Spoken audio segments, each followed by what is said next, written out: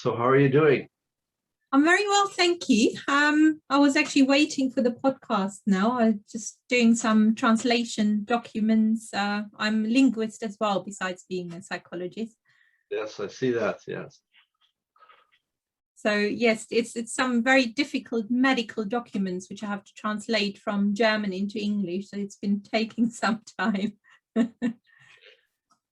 So when I translate for family, I just use Google Translate. But I guess for medical documents, that wouldn't be sufficient. No. They wouldn't be able to do that. I don't know how accurate Google Translate is actually, but I think if you have a thorough understanding about the language itself, yes, from where you're translating from, then it's okay to use Google Translate. There's other engines there as well, which are far more comprehensive. But I do use a lot of translation machines as such, because there's just some terminologies which you cannot know, specifically when it goes into these details of, medical elements and diagnosing things and all these doctor languages as such. It's not necessarily everybody has this kind of thorough knowledge. So I do look up on certain things just to get an idea, so I can continue with the translation. So you can translate on that level medical terminology in German. That's impressive because German isn't your mother tongue. Well, it's one of those. It's not my mother tongue as such, but I've grown up in Germany. Right. So, okay. That's impressive that you can translate at that level. That's not easy to do.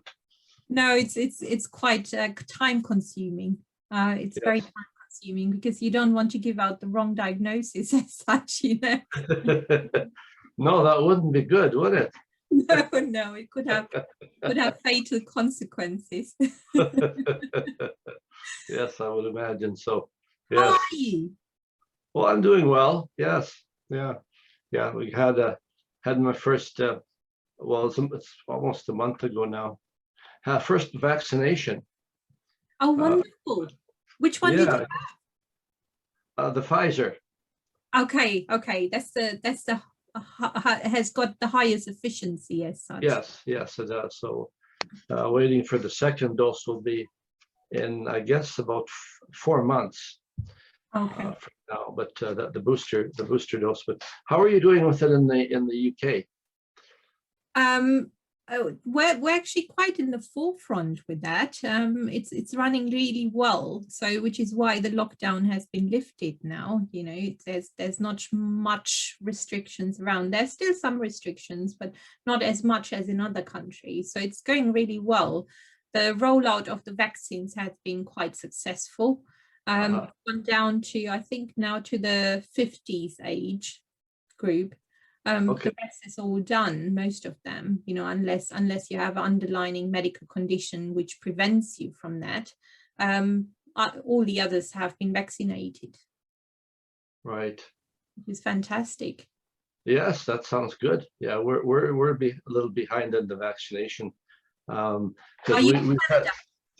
Yeah, I'm Canada, Western Canada, in Alberta, and we have the highest rate now of infections in per capita. Oh dear. In North America. Yeah, our province especially has been really, really hard hit.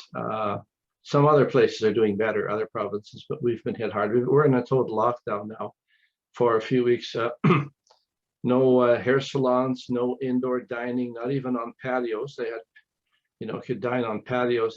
It's warm enough most days here now, but they even stopped that. So it's only takeout. Yeah, so it's very, very, very limited, because we've had very high infections rate because of the variants. Right. Yeah. So, I'm sorry. And we've had problems. Sorry, we've had problems getting the vaccinations too, because we don't produce our own, so we've been dependent upon getting it from other countries. So there's been delays in that as well. So yeah. Oh, how you're keeping then in general, you and your family? Well, it's just live with my partner Sandra, and we're doing okay. We don't go out much. We haven't been able to, visit much. We have family on Vancouver Island, and there's some family in Red Deer. Sandra has been, which is about 150 kilometers away. She's gone up to see the family a few times there. And so, but other than that, we're doing pretty good, I guess. We're not, yeah, we're doing rather well. We just haven't been able to get out much and travel or things, but have been eating at home, mainly, cooking at home. We going out as much as we used to, but other than that, there hasn't been much of a change. Just the overall anxiety, with worried about getting it. But now with the first vaccination, that anxiety has gone down quite a lot. Feel much safer. What is your biggest anxiety as such? Has it been the loneliness, or has it been the risk of catching the virus? Oh, the risk of catching the virus. We're not. The isolation a bit, not being able to to visit and see family, that's been difficult. But the risk of getting the virus, that's been the biggest fear. But now that we have our first vaccination, that has gone down quite a lot. Don't have that anxiety anymore. But we're fortunate. Go ahead. No, I'll let you talk. Yeah. Well, because I'm fortunate. Sandra can't walk very well, but can't walk far. But we have just outside our door, we live in a beautiful nature trails. Just walking outside and go down the hill, and there's beautiful nature trails, and the weather's nice. We've been able to get out for walks every day. That's very helpful. And so we do. I mean, with our work, we do. I do a lot of writing and things like that. So a lot of video, a lot of Zoom calls and stuff. So that hasn't really changed much. Our lives haven't changed all that much with the pandemic and stuff. So what about you? What's it like for you? Well, I had quite a lot to do. Last year has been quite challenging because I was finishing my degree. I'm a psychologist, so I was finishing last year. My degree was in the last semester, which has been extremely challenging because everyone was at home, and no one really considers that I work as well, do house chores as well as looking after everybody, and have to sit up nights to do my studies and my assignments. So it has been quite something last year. I also had a grandchild last year. My daughter had a baby, and Wow. so she was then moved in with us. So it added to everything, it was beautiful, don't get me wrong, it was lovely, but also very challenging as such. So it's been quite some experience, actually. Yes. Extended family. Absolutely. Well, yeah. Absolutely. So No, my cousin one is lovely. She's wonderful. Unfortunately, not unfortunately in general, but I've separated now, which is a good thing because the relationship wasn't very nice as such, So okay. I'm in a much happier place internally. Oh, well, that's good. Yes. Yeah. It's good if relationships aren't working. It's a good thing to make the move. It's difficult at first, but to make it. But I've been always very independent, so emotionally or financially, generally very independent. So from that aspect, it wasn't difficult, but it was a long relationship with a lot of difficulties, very, very, very many difficulties. And because I'm quite old school from my Asian background, right. it takes a long time to actually realize, no, it's not working at all no more, and it's better to part, as such.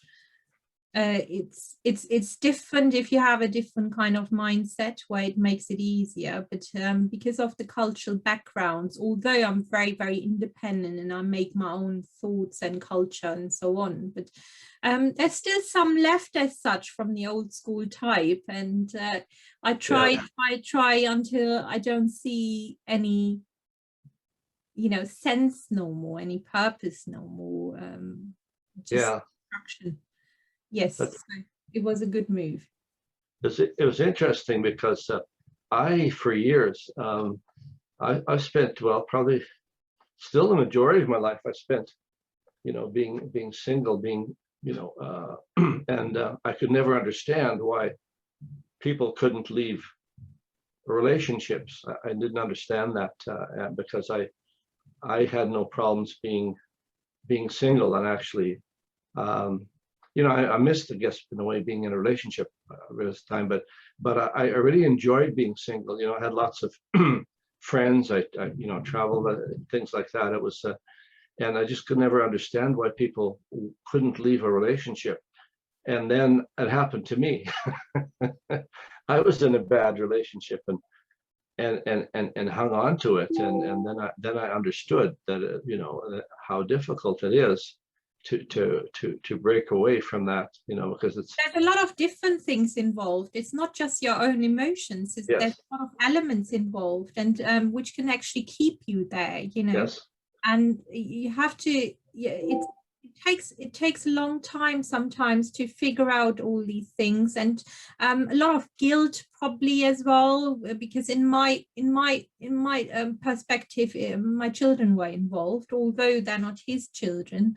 But there's an element of, because they've grown up with him and they have built a certain connection with him, even though it wasn't always healthy, but there's still emotional connection there. So as a mother, as a woman, as a person, as an individual, you do think about all these elements and analyze them properly, before you take such step as such.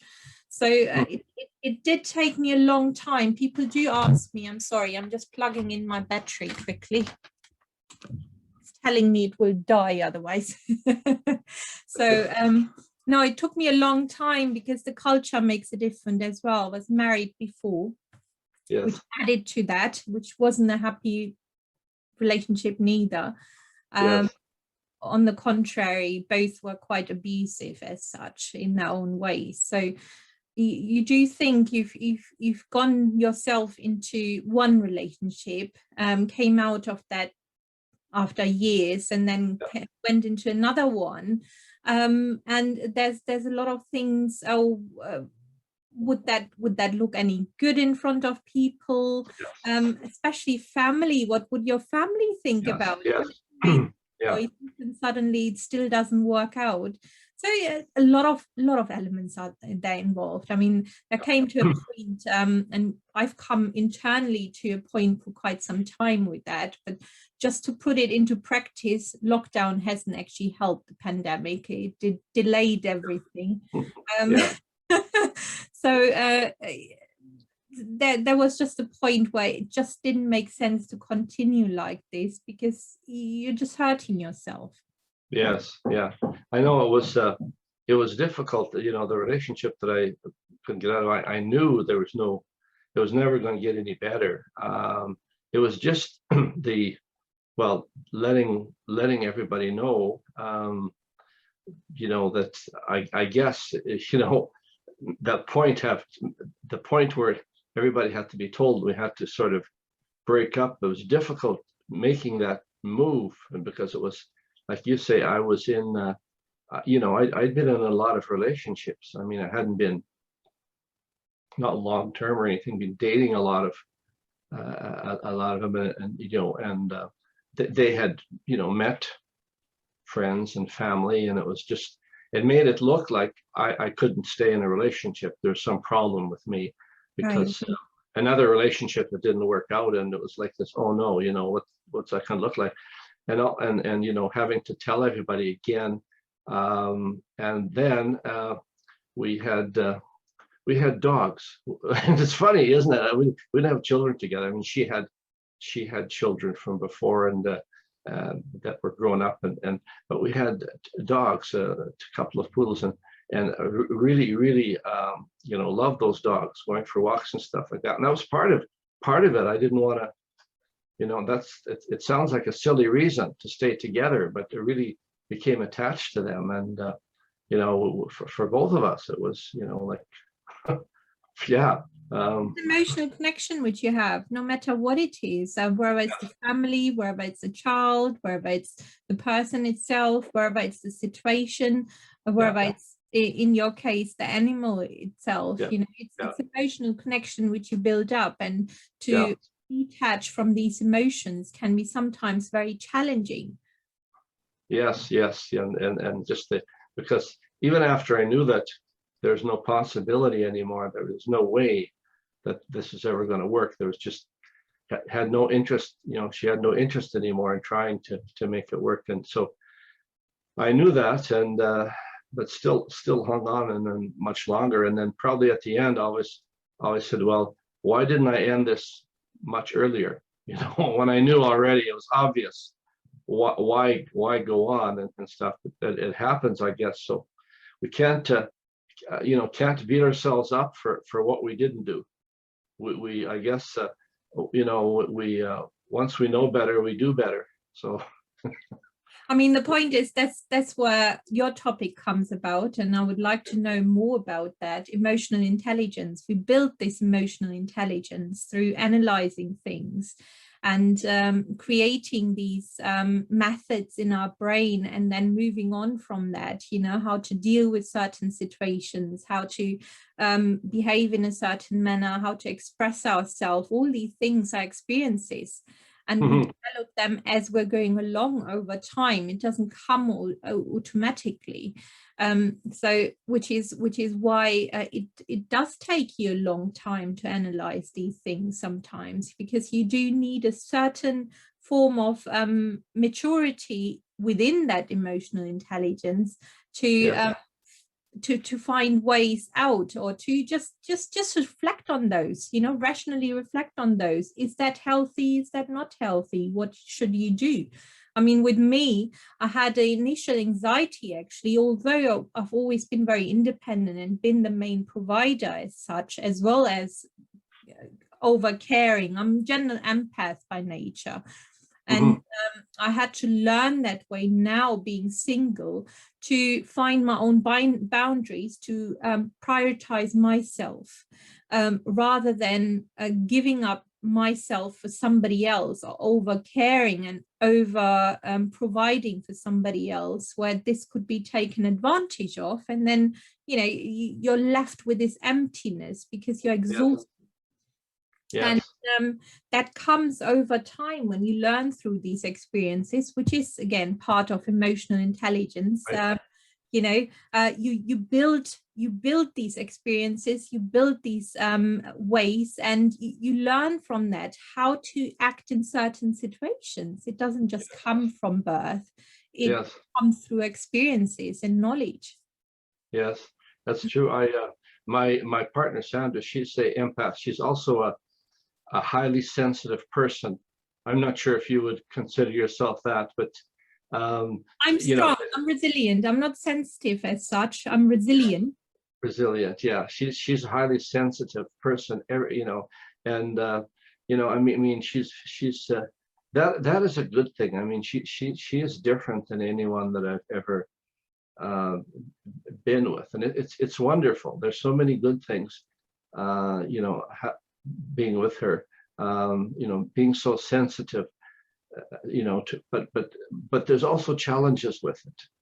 There's also challenges because everything affects her emotionally at a very deep level.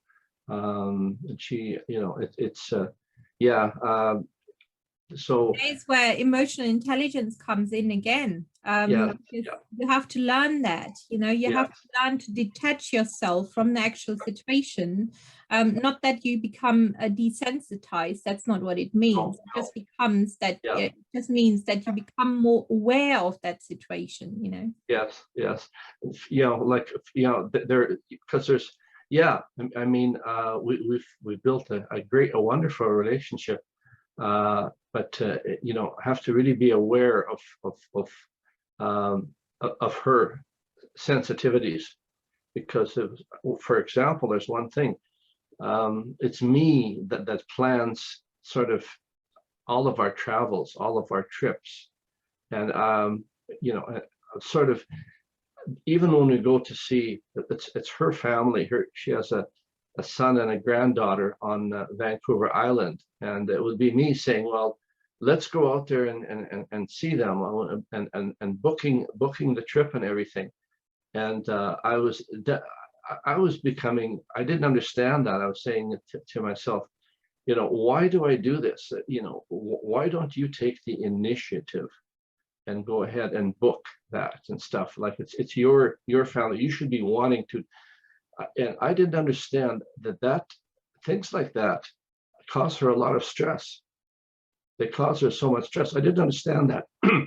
I was resenting having to do it, especially when I was thinking she should be taking initiative. I didn't understand that it caused her so much stress, and now I don't mind doing it. But there's all these things that unless you understand them, you know, yeah, yeah. So it's wonderful, but I have to have an extra level of awareness and sensitivity myself. It's made me a much better person. I've become much more patient, and sensitive, maybe empathetic, which I needed. Things that are good, things that I needed to learn. So to develop areas. Yeah.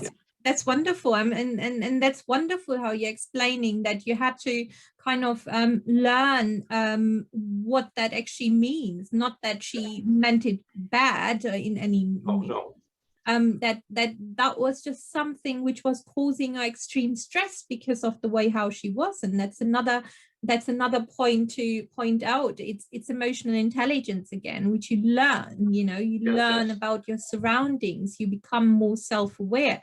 I mean, what I wanted to also in general know, I love the talk we're having actually, but what has drawn me to you, I could hear from your bio as such, your motivational speaker, your public speaker. You talk about emotional intelligence. You've been putting up these wonderful psychometric tests about emotional intelligence. Would you like to explain your journey about that? Well, yeah, actually, I will. You know, if you want to hear that, I'll give you a brief version, but it would take me, you know, an hour to explain my whole journey. But I recently in March did I was a keynote speaker in London. It was Zoom, of course. It was virtual, at a conference in London for the Society of Emotional Intelligence, and there was I was the keynote. I was asked it, and yeah, I for the first time, actually, I told my story, you know, in much greater detail. I've sort of alluded to it before in talks that I've given, but I've never told the whole story. But so, anyways, my parents came to Canada from Europe after World War II as refugees. They had lost everything during the war. They had lived in Lithuania, and the reason, you know, you have a German name is because I guess a couple of generations before, they had come from Germany and settled in Lithuania. But they'd lived for a number of generations in Lithuania. My grandmother on my father's side was Polish, so there's quite a mixture of, but you know, and his father apparently I mean, if you look at the map itself, sorry to interrupt you there, the old German just prior to World War I was a lot more enlarged in their geographical site than it is now. Yes. After the First World War, it has been as a punishment because Germany lost the war, the other countries did part it. And after the Second World War, that's where we are now at. You know, even lost part of Berlin and East Germany, for instance, which has now been reunited. But it was a lot larger. It also included part of Russia, the old UdSSR, part of the other surroundings. So where all these German backgrounds and ancestry come from. Yeah, that's true. But they were the whole family left Lithuania. Well, there was one my mother's sister stayed, but they all left, and most of them resettled in Germany. So we left without any really family support. I was born in Canada, but my brother was born in Germany. He was only 2 years old when they came over, and had nothing, absolutely nothing. I had to borrow money from the church for the passage. And came over here, and we lived in absolute poverty for the first at least 12 years. My mother, I remember telling us that, you know, whenever we became ill, she would blame it on the fact that, you know, there's some days when we were small that she only had an orange to feed my brother and me. I don't remember that. I don't remember being hungry or, you know, anything like that. It's a good thing. But she had a lot of guilt because she felt that had to do with us being ill. But my father was always very, very angry, and we were afraid of him. And then as we got older, he became worse and worse, very, very abusive. So he left the family because I think he wanted to be independent. He wanted to get away from the rest of the family. And because my mother's family was fairly well off. None of, like, they lived out in the country, but they're fairly well off, I guess, compared to other people in the area. But because he had a business, he had a windmill, and he made coffins. He actually hired people. So he had, so I think my father was very jealous of that, and felt sort of very inadequate, and because I don't think he came from a very well-off family. But anyways, so the situation growing up at home wasn't good at all. He was very, very abusive. There's every day arguing. And then as we got older, my brother, when my father died, my brother took over the role. Even though he was abused, he probably took the brunt of the abuse from my father, because I fought back. I didn't, as soon as I was old enough, I challenged and I fought back. My brother didn't, but he took it out on me after my father died, and even my mother, he became the abusive one. So my way out of that whole situation was, my escape was to get a good education, and because I was always curious about the big world out there. We lived in an area that wasn't, there was a lot of people weren't well off, poverty, a lot of, but I wanted out of, I always was a dreamer. I wanted to see more of the world. I wanted to do more. I wanted to experience everything out there. And so I thought, if I got a good education, so I was fortunate. I did well in school. And then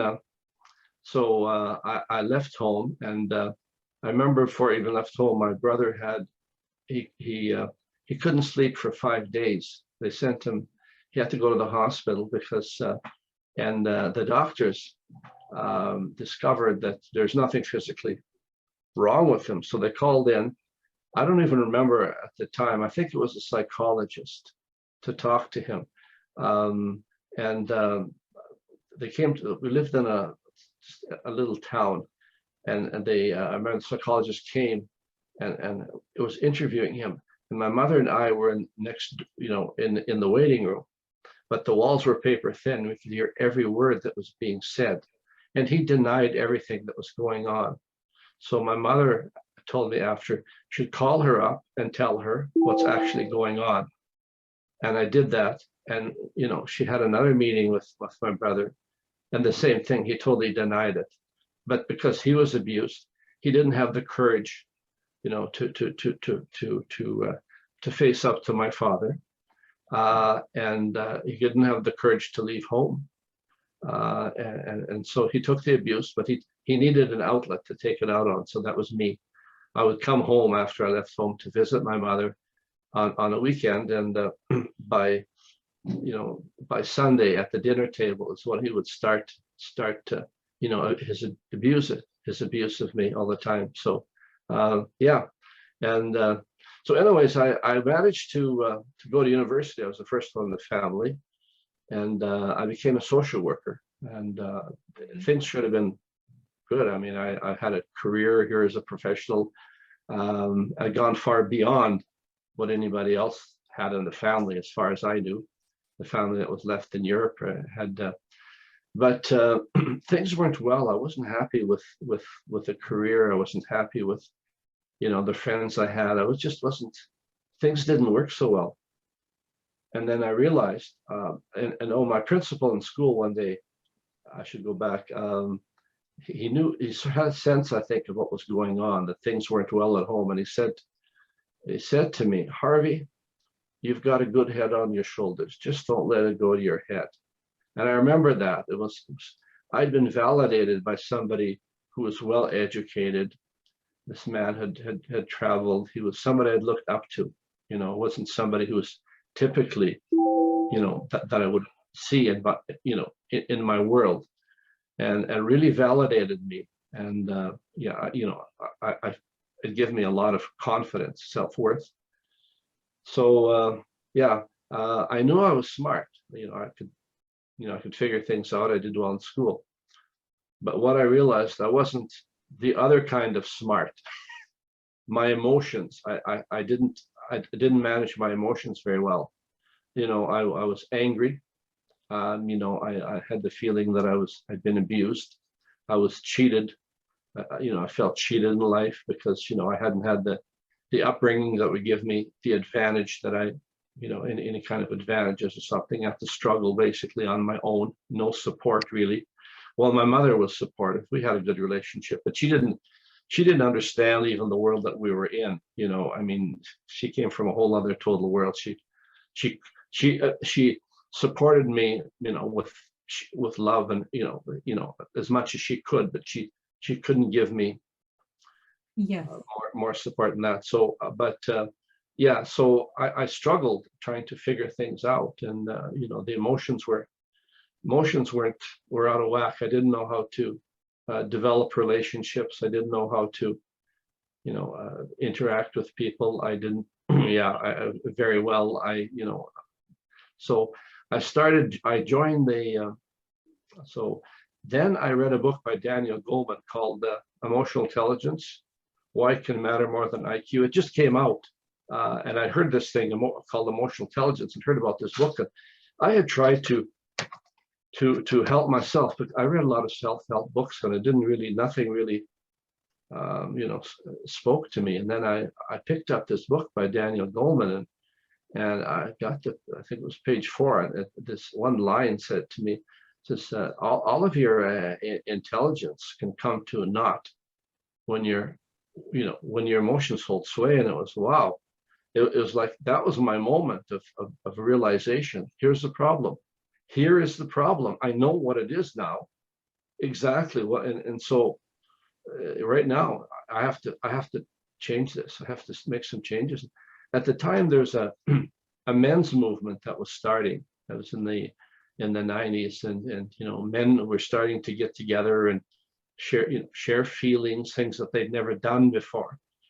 Because men were not good at supporting one another. They're not good at sharing anything. And so I jumped into this work, and I joined an organization, and in groups, and I started to slowly share my feelings, and I started to really gain self-awareness and gain empathy, because I realized that, other men who I thought, all had it better than me, had an easier upbringing, and then I realized that I heard some real horror stories. And I thought, well, you know, everybody's struggling with something, even men who grew up in a nice, comfortable middle or upper middle, you know, like had the opportunities, the connections, the family that would give them opportunities in life, were struggling with some really horrible things. And I started to develop awareness and empathy, and you know, that everything in my life just started to change. And then I thought, you know, this is very powerful. And you know, and I thought, well, you know, somebody has to write a book that, because this is powerful and everybody needs to know about this. The problem is that the books out there, like Daniel Goleman's, are either very highly academic, or they're totally focused on business. So somebody's got to write a book that can let people use these powerful tools. So I thought, well, I'm a somebody. And I'd actually written a men's a book before that. Actually, I haven't managed to get it published. So I thought, I can do this. And so I started writing, and I got it published. And you know, this is it. This is, that is wonderful. I've seen your post on that. I haven't come around to read it so far, but I will be doing so. Yeah. So I'm very much actually interested in these things. Very nice. And then it was as an American publisher, and then it was published in Vietnam, the first foreign publisher that picked it up, and then in China, it's published in China as well, and also it's translated into Arabic. I believe the publisher is in Saudi Arabia. So I started studying everything I could about emotional intelligence, and you know, reading everything, and I took training. I took training in it, and then the important thing was that I did my own personal work, and still doing that in men's group, which I have been now for over 20 years, and I'm still growing and learning and developing it. So it's very exciting, and it's just changed my whole world. It's changed, you know, and people who meet me today, they, you know, I'm very positive, and I'm always, you know, positive, and I'm always encouraging and things like that. And I'm thinking, well, the title of when I started one of my talks is, excuse me, I would say 20 or 25 years ago, you would not have wanted to know me. The person that I am today would not have wanted to know that person 25 years. That was 25 years ago. So that is how much my life has changed. How much I've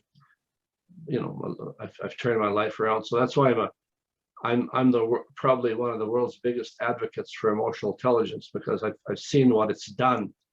I've lived it. I've personally seen what it can do. You know, how it can change lives. So yeah. And that's a wonderful story for any audience who do not have a, you know, even in a brief understanding about what exactly emotional intelligence is. Would you just like to maybe summarize in 1 or 2 sentences what it actually exactly means? We've touched upon a lot of topics as such, but just to give them an idea. I know what it is, but it would be lovely to hear that from you as an expert. Well, there's a to me. Okay, I'll start with sort of there's sort of an official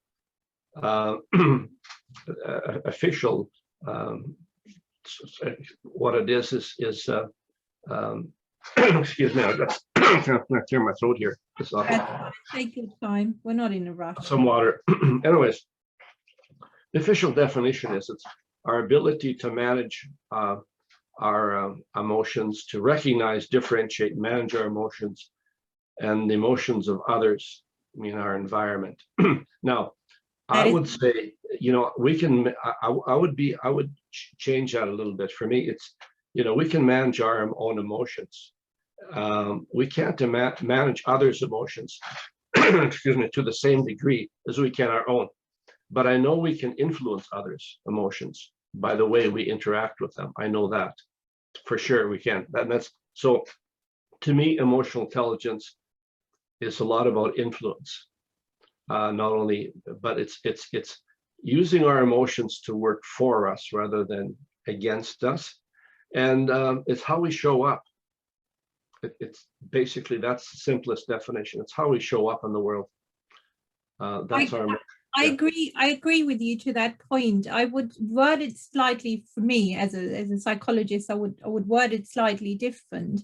For me, emotional intelligence is that you come to a point where you start understanding yourself. You start understanding your emotions, because often, even if we do think that we do understand ourselves, we do not, because otherwise we wouldn't react to certain things in a way how we would do. We wouldn't be harmed, we wouldn't be affected.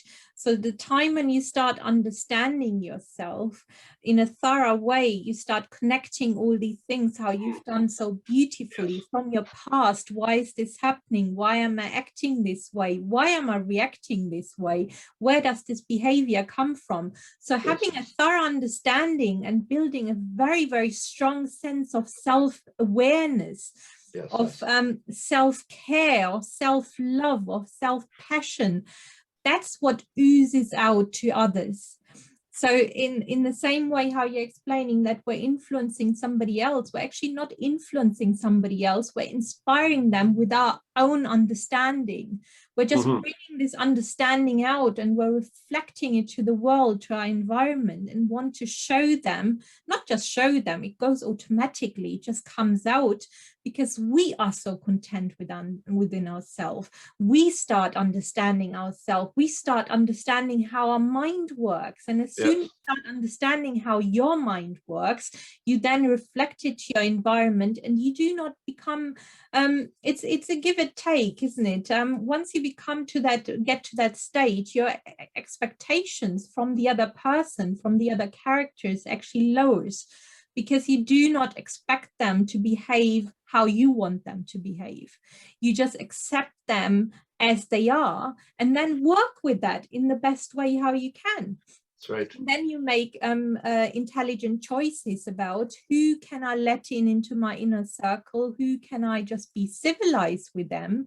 So you don't exclude anyone as such, but you find the different categories, and you find ways. So that is what, for me, emotional intelligence means. And then coming into situations such as very challenging situations, which I've been just now, and still some things are following because of the likes of the lockdown as such. But you just develop a different coping mechanism towards your own mental well-being. So it's not something where you're actually surviving, you start thriving suddenly. So being in such situations, you feel at inner peace, you're still full of ideas, you do what you need to do, you get on with your life, and you get on with things in your life, you find solutions. Yes, and you come, for me, it was overcoming, basically my whole environment at home, that I grew up on, was critical. I mean, the whole thing was, just everybody, like my brother's whole thing was just waiting for an opportunity to criticize, for anything, opportunity to criticize me or criticize anybody. Now he's lived his whole life, well, I wouldn't even call it a life, I'd call it more an existence. It's a very sad, pathetic existence that he's led, and to me, I've tried to. That's live opposite life of that, being positive, being supportive of others, that type of thing. And supportive to yourself as well, which is very important. For supportive myself, that's been the biggest struggle. But I have sort of taken the role on of having to be a beacon of light for my nephew, because my brother got married, and a lot of that abuse, I mean, went towards my nephew, and he didn't do anything with my nephew. They didn't have any kind of bonding or interaction. He didn't know how. he was so badly damaged. And I've taken on the role of doing things with my nephew and being supportive. And my nephew told me one day that, you know, you're so positive. You remind me of one of my instructors, you know, at college, always, you know, so positive. So I've set another example for him to follow, you know, a healthy male model, you know, somebody's, you know, not always critical and looking to criticize. And that comes from, that criticism comes from being criticized and not knowing any other way of living, of reacting. You know, you don't, you know, Expressing. yeah, you take it out. You know, abused people become abusive people. You know, and not being able to change that whole dynamic. And I've been able to turn that, you know, around. It's not easy because, you know, when so many years you've gone through that way of thinking, you know, and always waiting to be criticized or somebody being critical, you develop a high sensitivity to that. You know, I'm still, like, I'm very aware of that. Like, I have my areas of high sensitivity. Like, for example, him being always jealous of me. You know, I would bring, you know, if I ever brought, you know, I learned never to bring friends over when I, you know, or to bring girlfriends or anything, because he would attack right away. He didn't have any of those things ever. You know, he never had friends, he never had girlfriends, and he would attack all the time and be jealous of everything that I ever had, everything that I was able, you know, that I did is always constant. So that made me very sort of sensitive to that. And I have to be aware of that even today when somebody, you know, when I've done something, I've achieved something, and I tell people, I'm aware of that. You know, when somebody says something to me, are they critical? Are they, you know, and I'm aware where that comes from, though. I'm very, very aware of you know, why that happens. I'm thinking, wow, you know, like, but I've come to the awareness that everybody comes from a different place, you know, and where they're coming from, I need to understand. So, because the way we put things out to other people and the way it lands on them is quite different. It's a different thing. Depending on their experience, the way it lands is different than maybe what we even intended. So being aware of that, being open to that, and being sensitive and learning about other people, becoming more and more aware of others and where they're coming from, and having a sensitivity to that. Yes, so It comes back to self-awareness. You know, it's all about self-awareness. That's the basis of it. That's the roots of all emotional intelligence, is being aware of ourselves. Absolutely. I mean, it took me a long time to come to that point as well. Although I've always been a big empath, but I didn't understand why I'm that way, you know, why I'm acting that way. And as you would know in your field of emotional intelligence, that empaths do intend to attract needy people, and often not positive needy people. Yeah. Which is why my last two relationships has been, one was of a psychopathic nature and the other one was of a narcissistic nature. So both very, very intense and very negative and abusive as such. But me being an empath has actually not helped these relationships, because I was over providing, I was over caring, I was actually working myself rugged from home to emotional to finances to everything. And in order to understand that, I had to build this self-awareness. So mature in my emotional intelligence, have this understanding where it comes from. You know, I've always been a very strong person as such. And because of my Asian backgrounds, it has actually kept me also grounded in not going out and just going wild as such. you know, or being addictive to something, for instance. So something has spiritually kept me there. Right. But at the same time, it has suppressed a lot of the time certain things where you think you try to find reasons for the behavior. You try to find reasons for the other person's behavior. You try to find reasons for yourself. And it was only working in the mental health sector from the last 10 Yes. years that I started understanding what it actually means, what all of this means. Me means, somebody else's means, Yes. all the behavior means. And why am I picking up so many things and creating all of these productive things, and, you know, wanting to have this urge, wanting to help people and wanting to heal people as such, which you can't always do. Oh. So it takes a sense of maturity to learn and develop emotional intelligence. Yeah. So you're actually, what you were doing with the, you know, narcissists and somebody who's you're actually enabling them. You're an enabler. Your behavior was enabling their behavior as well. Yeah, because these people probably had no idea or didn't care, weren't even aware of what impact this was having on you. They would, you know, they wouldn't even, they would say something which was hurtful.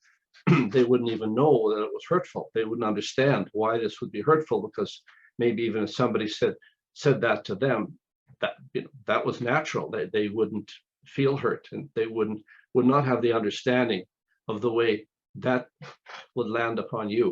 That is the difference, though. What I've noticed, having these kind of personality traits, like being narcissist and a psychopath as such, yeah, they are aware, or they are quite hypersensitive if somebody attacks them, because everything on them is a threat. Mm-hmm.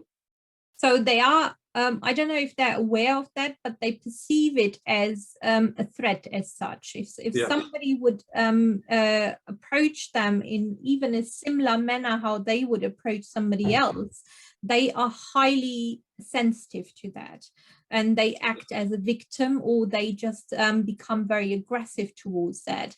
But if they see someone like me who's wanting to heal somebody, wanting to provide, wanting to take care, as you rightfully said, that's what actually flourishes their personality traits and make them even worse. Unfortunately, it doesn't make them better, no matter how much I want to heal them. So yes, for me to be then retract from that and to understand these things, I have to then really reflect on myself and find out what is actually happening there. Why is this happening there? I'm such a nice person. I never harm anyone. Why is this happening? I mean, one thing with me is I never blame anything. I don't blame the situation, or I don't blame the person. I try to analyze things because I'm very solution focused. Mm-hmm. I don't focus on the problem. And I think that attitude has kept me actually going throughout. Otherwise, I wouldn't have been able maybe to stay up and be so strong and resilient. Yeah. You know, in my lifetime. The only thing you can do with people like psychopaths and narcissists, you can't have a relationship with them. The only thing you can do is you know, stay away from them, or, you know, if you have to have some association with them, you can manage it. You have to manage it, but there's no way to develop a relationship, you know, with them, a healthy relationship. Unless they want to change themselves, you know. Well, yeah, I don't know if you know, the definition of a psychopath or a narcissist, do you even believe they are capable of changing?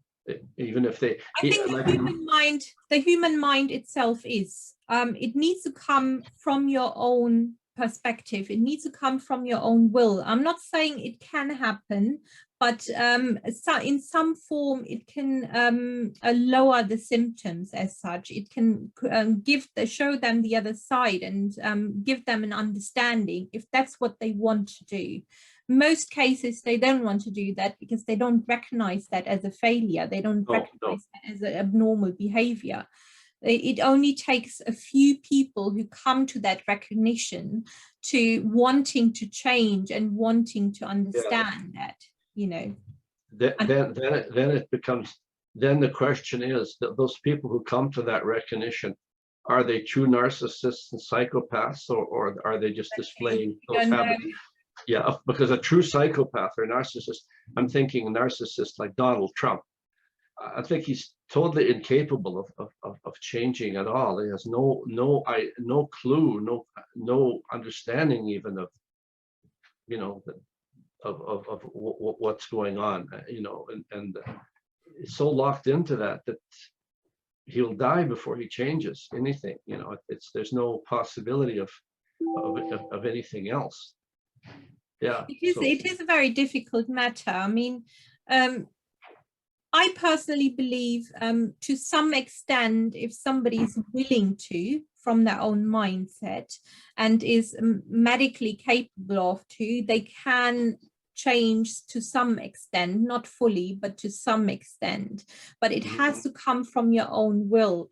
You know, it depends how your mindset is. It depends what you really want from life. Wherever, you know, a lot of narcissists, as we know, do stay on their own, as they are not capable of, you know, keeping a relationship as such. And some of them depends how much they value, for instance, company, how much they value, for instance, a relationship in general, how much they value in their old age, for instance, having someone around. So it just depends on their own mindset, what they want to do. And sometimes I've seen in my line of work, it can work, but only to an extent. You know, it doesn't change them fully, but it may lower the symptoms or the executive behaviors which they have to a much milder level. So they can start reflecting on themselves more rather than just acting. You know, just reacting. Yeah, that's what it is. It's reacting simply. It's all, without any thought or any awareness at all. It's just. And they do not have this sense of emotional intelligence at all. They cannot build this. They're not capable of building this emotional intelligence, because in psychology we say, you know, people, for instance, with brain injury, with severe brain injury, lose the theory of mind. Not all of them, but some clients. The theory of minds, as you would know as well, means to understanding someone else's perspective as well as yours. So if you have not the ability of understanding someone else's perspective, it could be emotions, could be anything, situation, on how you're coming across to someone else, how it can affect the other person, what the other person may be thinking, how they can react to that, then you don't actually build your own self-awareness neither. You just become chaotic within yourself. And that's what happens when you don't have this kind of emotional, are not able to build this kind of emotional intelligence within yourself, you know. Yes, well, I mean, if you're a psychopath or a narcissist, you don't understand that, you know, you're hurting other people's or anything. You don't even have that idea that the other people don't even matter, I guess, in your world. That, you know, I mean, it is basically their own suffering. What it is, they're aware that they're suffering, but in order to suppress this suffering, they have to then create an environment which is lower than them. Means wherever it's the environment of suffering around them, which is worse than their own suffering inside. So they feel, absolutely. So feel they better, better. Feel better than you know, somebody that. Yeah, that's interesting. Boy, it must be. It must be. You know what that would feel like. I can't imagine. It must be pure hell. I would hate to be, you know, living that way. I mean, it would be awful to be living like Donald Trump. Imagine, he doesn't know love or you know, any of those emotions that we know. He would have no idea. You know, he would not ever feel, you know, like would be totally foreign. It's a constant destruction in your mind. It's a constant battle. It's like you're going on a war and you're just within that war 24 hours. Constant warfare. That's it. Constant, ongoing, never-ending war.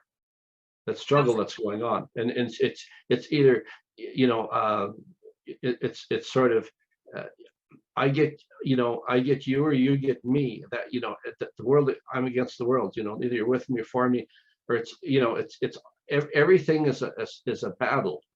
I think would be a battle. You know, everybody is out to get you, and everybody will, you know, you have to get everybody. It's a constant. It's always a struggle. There's never anything else. This is how the world works. I mean, there's people. I'm thinking that you know, Trump, people like Hitler and the dictators, they view the whole world that way.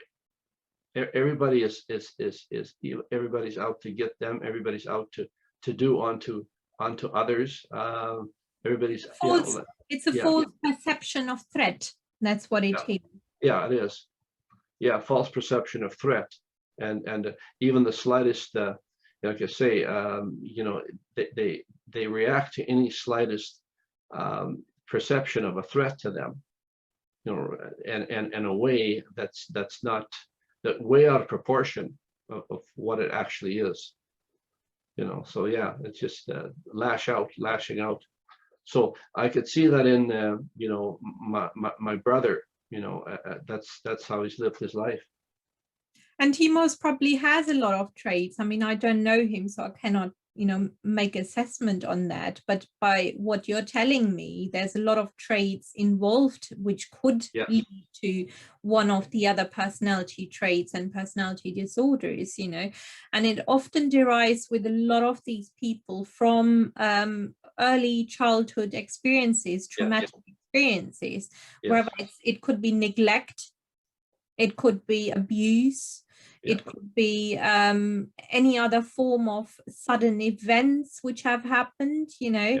They're all related to these things, and it's the way how we process within our brain, within the neuroscience of our brain, these emotions, these events, what builds us later on the person. I mean, I became an empath, which I believe or understood now throughout. I had a very abusive childhood, quite a lot of trauma involved, but instead of creating very destruction in me, I became the healer, the savior, because I didn't have that protection from my family. I didn't have that kind of love from my family. I wanted to be the one who is providing. So that's, I then turned to the other side and became the big empath. Without actually knowing that I am one, you know. It's only over time through these relationships which I had, these two, I then realized once I reached this certain maturity that no, I've always been this way. I just have to now understand myself and create a higher a way of self-worth and self-awareness about these things. So the connection which I'm making with anybody, wherever it's friends, wherever it's romantic relationships, could be anything, it's in a healthy manner. So the person gets to know me for who I am rather than just the personality traits or what I'm offering them, you know. Yeah. Your story sounds very, very, you know, it's very similar to Sandra's story growing up. Her parents were both abusive alcoholics. She was the oldest of three children, and she was the one who sort of always checked in on her younger brother and sister, you know, are you guys okay? And she took the brunt of her parents' abuse. And she's this way, she's very, very, and you know, she decided that she's had a husband who was actually, I wouldn't say it's so much abusive as unengaged, just, you know, wasn't involved. Well, he was abusive at times too, but so she's developed a very, very strong relationship with her children. She talks to them, you know, just about all the time. You know, she's texting, she's talking to them. She's basically been the support system for them. Yeah, she's almost she's aware of it, that she's almost like overcompensated for the you know, they're not having a relationship with their father, and so it's yeah. But I know I've never been with anybody that's so, you know, like any little thing, you know, like happens to me, like if I almost stumble or something like that, or slightly bang myself. Oh, are you okay? Are you like? It's like it's almost like I Mothering. yeah, well, yeah, but it's almost like to the degree that wow, you know, like I mean, making something that I would not even so very minor, but to her, it's, are you okay? You know, are you, you know, anything little, are you okay? I like the concern, you know, that concern, but yes, it feels like sometimes overdone, like, you know, Yeah, it feels like, oh, you know, like yeah, that's what it feels like too, yeah. you know, but I'm Although aware of, she doesn't I'm aware, mean, yeah. yeah, I'm aware of where she's coming from, and why she's doing it, and you know, the place that she's coming from, and you know, to a degree, you know, I love the fact that she's concerned, she cares, you know, you know, there's yeah, I mean, I have to be aware of that. That I also have another feeling that you're overdoing this. This is nothing here. Like this is, but I understand what you know where she's coming from with that. But Why she's that way. that's where emotional intelligence comes about again, you know, the maturity of learning these boundaries. These are part of Yes. boundaries you have to develop as an empath Yes. over time, just by being self-aware. For instance, my son is now 17, and although I've mothered him completely, but there were times when I just now have to let him go, you know, let him create his own experiences, let him encounter challenges. For instance, I'm there, I'm taking care of him, but at the same time, over the past few years, in the beginning I found it really difficult, but then I had to really learn that Mm. no, I have to let go of him. I have to let him explore the world on his own. um, Yes. that's not to mean that I'm leaving him as such. You know, I still do want to know if he's okay, if he's out, just send me a little message. That's all what Mm. I need to know. But I've given him the tools of the Yeah. upbringing, knowledge, spiritual, Yep. the world itself, and then I just let him go and make his own decisions. And that's where this maturity then comes about, when we're coming back about emotional intelligence, that you have to grow these boundaries within yourself and just consciously reflect on yourself and think, no, that is okay. You know, you don't need to worry about these things. This is not your concern, for instance, or this one will be okay. And you become lighter within yourself as well. You know, all this burden you're carrying in your mind, although it doesn't feel like a burden, but it becomes a burden when it becomes too heavy, because no one is actually willing to help you or support you in that That's way. right. So you have to help yourself. Yeah. And in order to help yourself, you have to let things go. You have to Yeah. let things happen, and just deal with things as they come. Yes. Yes. And letting go of the children, that they have to, you know, they're going to have to fall down and skin their knees, and you know that's going to happen. You know, they're going to run into challenges and things will happen. They'll have to figure things out. And they When won't that learn happens. if they don't fail. You know, if they don't But falter and or yeah, fail, they won't they learn. will.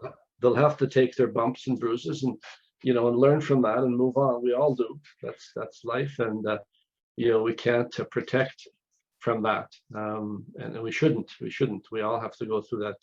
I mean, But that is actually one thing which I've now implemented or even learned now, living with a narcissist still, even after ending the relationship. As I said, because of the lockdown, there have been other implications where we couldn't live in two different properties for the time being, although yeah. we're not together. But he is still a narcissist. So I had to now learn to find my way so he would be detached from me. Mhm. Otherwise, he would continue being attached, me being the provider, me being this, me being that, and continue exercising his abusive behavior. So I was finding my ways to avoid conflict, because it's not about fear. I don't fear anything because of my pathway. I don't have this sense of fear, but I don't see the sense of any conflict no more, because we're not together. There is no relationship. So why should there be any conflict? So what I'm trying to do is trying to stay away as much as possible, whether it's staying in my office here, whether it's not being home while he's home, whether also putting boundaries in, such as not cooking for him, for instance. Mm-hmm. You know, just having my little things, reducing my groceries, putting my things on the side, all these kind of things I had to kind of now think about, really analyze what I need to do to avoid these kind of conflicts happening, and make him take his own choices, take his own decisions, and slowly detach from that kind of part. So it would make both of our lives easier at some point. And once we are able to part from the property as such, we would be able to do so. You know, it takes constant brain work within myself to learn these kind of things as well. And then I feel like sometimes I'm using theoretical approaches and psychology 24 hours a day. But well, it can only make you wiser. Yeah, that's right. Anything that doesn't kill you makes you stronger. So yeah, it's good, yeah. But it can be exhausting too, you know, and you have to. Well, I found my happy times. You know, again, coming back to emotional intelligence, you have to be self-aware when you just need a rest. Yeah. So I go for walks, for instance. I do my yoga, which I've started quite a few months ago now, and I've been doing it rigidly. Just left out a few days in between, but other than that, I've been doing it every morning, and I thoroughly enjoy that. And other than that, if I just don't fancy doing anything, then I just don't do anything. I just watch a film or do something else which wouldn't actually stimulate my brain too much. So you do find your ways while you're, you know, creating this healthy way of self-awareness for yourself. Yeah, you do. You do. If you're always aware. It's been a delight talking to you, actually. I could carry on. No, me too. But we're on the same. Absolutely, we are. I've got another meeting coming up in 15 minutes, so I do have to go. Yeah. But it's been wonderful. Have you enjoyed yourself as well? Very much so. Very much so. Shafak, yes, it's like we're on the same wavelength. We understand what we're talking, you know, each other, and it's wonderful talking to you. It's easy. It's easy. It's you know, not a struggle, because we're on the same, you know, we can understand each other. We're on the same wavelength. We're on the, so and we've experienced some of the same things in life, and so that's wonderful. I love it. I thoroughly enjoyed it as well. I mean, don't mind me in general. I just start talking, you know. I always talk. I don't That's great. I like that. I don't make any formal choices as such. I just no. Not that I would present myself in an interview exactly like this, but yes, I do have humor over there in the interview as well. Yes, you're probably much more formal and sort of controlled in an interview than you are. But this is okay. This isn't an interview. This is a conversation, and it's just going with the flow and in seeing what comes out and enjoying it. Absolutely. Having fun. Absolutely. No, it's been wonderful. I mean, we can go on with part 2 soon if you would like that. Yeah, it'd be wonderful. Sure. No, it would be wonderful. I have to just now go. I will just make a end quote for our users as such. So so they will be excitingly watching their podcast. What I do is every Mondays I put out now podcasts.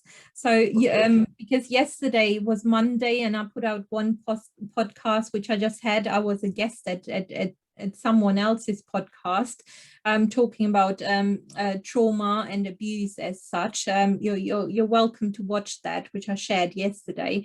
Yeah. And then your podcast would be within the next few days. I'm trying to reduce that to a Monday, but because the podcast last ones are lining up now, I may have to release a bit more throughout the week. So we will see. But yes, no, it would be wonderful to catch up with you again. And if you want to have a look on my posts, even the style how I talk now, that's how I present myself in my posts as well, and seems to be catching and being well received by the audience. Because the last thing, as you said with your book as well, what you want to do is that only a certain audience of academics can understand that and can follow these things. You do want to catch everyone. You do want everyone to understand factual things, which are research based within your own knowledge and personal experiences, but presented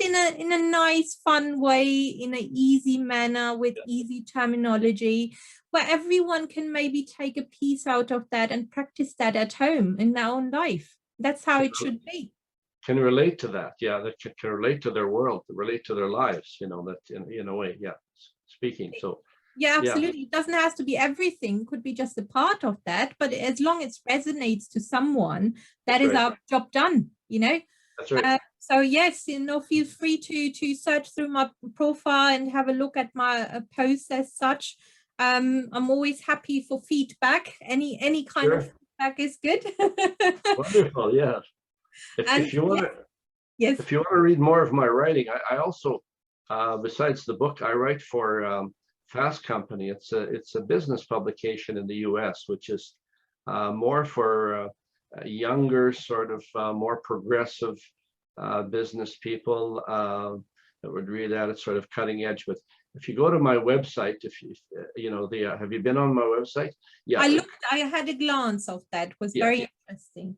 On the front page, when you open it up, scroll down and you'll see Harvey on Fast Company. When you click on that, the first 5 articles will appear. Like I have done 123 articles so far. And probably something there of interest to you. So, I've written, a lot of them are to do with leadership and around work, but there's other ones like how to build healthy relationships and stuff that aren't just focused on business. But even if they are, you can use these in all areas. So, they're transferable, absolutely. Yeah, so you can read the articles, there's lots there. No, I will certainly do, and you will have feedback from me as well. Okay, I'm looking forward to it. Wonderful. No, it's been really a delight. Thank you very much for being my guest, and I will certainly be having a part 2 with you. I'm looking forward to that. Well, so am I. That's wonderful. Okay, you take care, otherwise I'll be late for my meeting now. Okay, yes, you better go then. Okay, all the best. Have a lovely day. Wonderful. You too. Bye now, Shippy. Bye. Good night. Bye-bye. Bye.